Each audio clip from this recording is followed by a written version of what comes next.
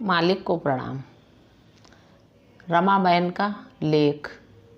भौतिक व आध्यात्मिक जगत का संतुलन एक दिव्य एहसास।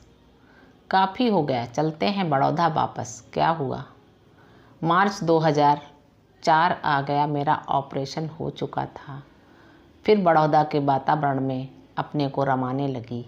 एक बात रहस्य बताऊं, सिर्फ आपको बताती हूँ। बुढ़ापे में हर परिस्थिति में अपने बच्चों की आदतों, उनके नए विचारों के साथ जुड़ना कठिन होता है। कहते हैं ना, बुढ़ापे में सठिया जाते हैं। ठीक है, मैं भी 80 पार कर रही थी और वृद्ध अवस्था में शारीरिक तौर पर प्रवेश कर चुकी थी। बड़ा कठिन था अपने मूल्य को नए युग के मूल्य से मेल करना, उसमें समा जाना। लेकिन एक जादू की पुड़िया है ना हमारे पास, सहज मार्ग और जादूगर गुरुदेव, जो हमें संतुलित जीवन जीना सिखाते हैं। मेरे बच्चे सभी अच्छे हैं, लेकिन उनमें और मुझ में मूल्यों का व जीवन जीने की कला का अंतर था। फिर भी प्रियतम की कृपा से मेरा बुढ़ापा सिर्फ शरीर तक सीमित रहा। मैंने सभी के साथ अपने को इतना जोड़ लिया कि एक नए प्रेम की धारा उधर से मेरी ओर ऐसी बढ़ी कि मैं स्वयं को भूल उन्हीं की जीवन शैली में जुड़ खुश रहने लगी। बड़ा बेटा बहु अभ्यासी नहीं थे, अरुण, कीर्ति, लेकिन एक अभ्यासी के मूल्य पर खरे थे। मुझे बहुत प्यार करते थे और मेरे दिन खुशी में बीतने लगे। दूसरा बेटा मधु व रानी अभ्यासी थे। वह तो एक ही मार्ग के थे। मैं उनसे इतना घुल मिल गई कि मेरी बहुएं अपनी व्यक्तिगत समस्याएं भी मेरे पास ले आती। मैंने देखा प्रेम को आकर्षित करता है और वह नज़दीकियां लाता है। खुश नसीब थी, सभी ध्यान रखते और मैं नियमित दिनचर्या निभा पा रही थी। जैसे पुराने ज़माने में ऋषि मुनि जंगल जाकर जो अपनी स्थिति बनाते, वह हमारे प्यारे गुरुदेव घर में ही प्रदान कर देते हैं। वैचारिक फ़र्क होते भी उसे कभी महसूस नहीं किया। समय कटने लगा। अच्छा, ये सभी मेरे संस्कार रहे होंगे। बड़ी व छोटी बहू मेरे व्यक्तित्व की गहराई को समझने लगी। मुझे भी अच्छा लगने लगा। गृहस्थ से जुड़कर एक और अनुभव मुझे हुआ। जब मैं अपने बच्चों से कुछ उम्मीद करती और वे नहीं करते तो निराश नहीं होती। मुझे गुरुदेव का बताया 11वां उसूल याद रहता, अपेक्षा मत करो। सहज मार्ग का ये उसूल सुखद है। जब आप किसी से आशा ही नहीं रखोगे तो दुख क्यों होगा। जो हो रहा है, जैसा हो रहा है, उसी रूप में स्वीकार करने की आदत पड़ने लगी। गुरुदेव ने भी तो दिल से दिल की बात भाग 1 में कहा है। वे कहते हैं, जब कोई प्यार करता है तो इतना ही जानना काफ़ी है कि वह प्रेम करता है। मेरे ख्याल से ये लेने देने की बात ही भावना, संभावित कुंठा, निराशा, क्रोध जैसी समस्याओं को जन्म देती हैं। तो समझे, अपेक्षा मत रखो, तभी खुश रह सकते हो। ऐसा पूज्य गुरुदेव चारी जी का कहना है। कुछ दिन तक उनकी कॉटेज के बाहर बड़े अक्षरों में लिखा रहता था, अपेक्षा मत करो। इसने मेरे बड़ौदा निवास को सुखद बना दिया। जो मिला प्यार, सेवा, देखभाल, खुश रहती बहुओं ने समझ लिए मेरे जीवन मूल्यों को। जब आप दुनियादारी के तरीके से प्यार को समझें तो वह निम्न स्तर है। सहज मार्ग में भी हमें यही समझना है। जब हम किसी को समझने लगते हैं, कुछ भी उम्मीद नहीं करते, उस भाव से किया प्यार ही प्यार है। फिर जैसा गुरुदेव ने दिल से दिल की बात में लिखा है, गुरुदेव लिखते हैं, प्रेम दिव्य है। फिर न तो हमें भावनात्मक अभिव्यक्ति चाहिए, ना ही उसका आभास। ज़बरदस्ती करें। यह प्यार जो गुरु देते हैं विचार में दिव्य है, जिसमें अपेक्षा नहीं, वह भी दिव्य है। निष्काम प्रेम में जहाँ कुछ अपेक्षा करने को स्थान नहीं, हमारे लिए गुरुदेव कहते हैं, इस तरह के प्यार को समझिए और अंदर आनंद बरसता देखिए। गुरुदेव कैसे हमें सब कुछ करने को बाध्य करते हैं, देखा आपने।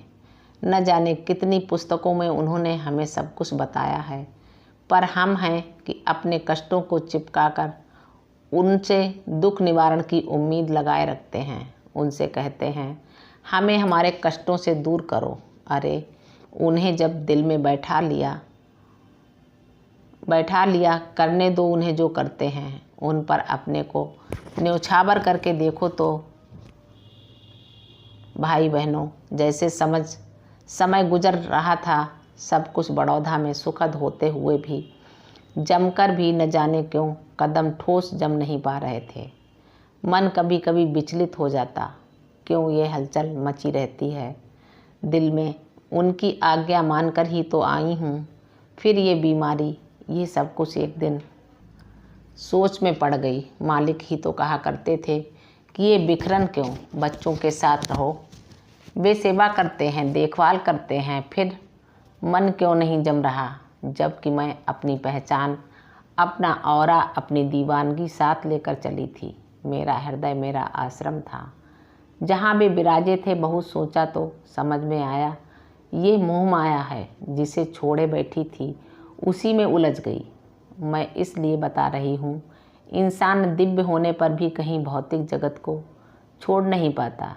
यही तो मोह माया का मकड़ी का जाल है। दिन भर परिवारों की समस्याओं में जुड़ने लगी, दिव्यता कम और भौतिकता अधिक आने लगी। यही कारण था कि मन इतना विचलित था, क्योंकि आपको गुरु जब साथ लेकर चले हैं तो ऐसी उलझने, ऐसे मकड़ी के जाल तो आएंगे ही, लेकिन पाठकों वे आपकी अंगुली नहीं छोड़ेंगे, आपके इस नकारात्मक सोच को बदल देंगे। कहाँ मिलेंगे ऐसे गुरु।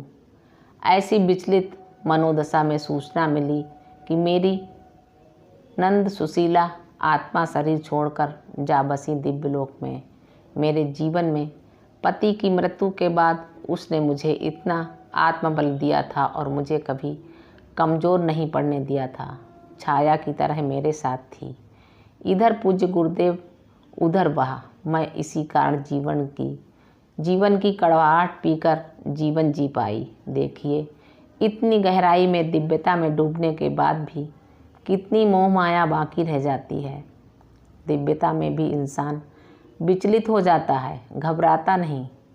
मैंने जब गुरुदेव से पूछा, मास्टर हम कितने विचलित हो जाते हैं, तपस्वी ऋषि मुनि भी डावाडोल हो जाते थे, फिर हम तो साधारण इंसान हैं, ऐसा क्यों है?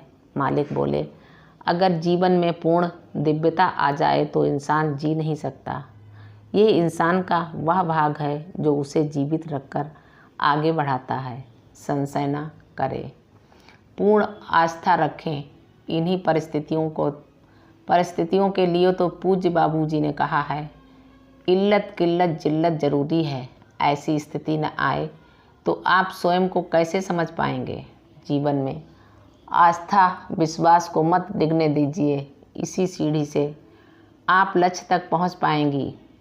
ये बातें याद करते ही मन न जाने कैसे अथाह महासागर में डूबने लगा, और गुरुदेव की याद में जब आंसू लुढ़क गए तो लगा वह अंदर बैठे अपना काम कर देते हैं।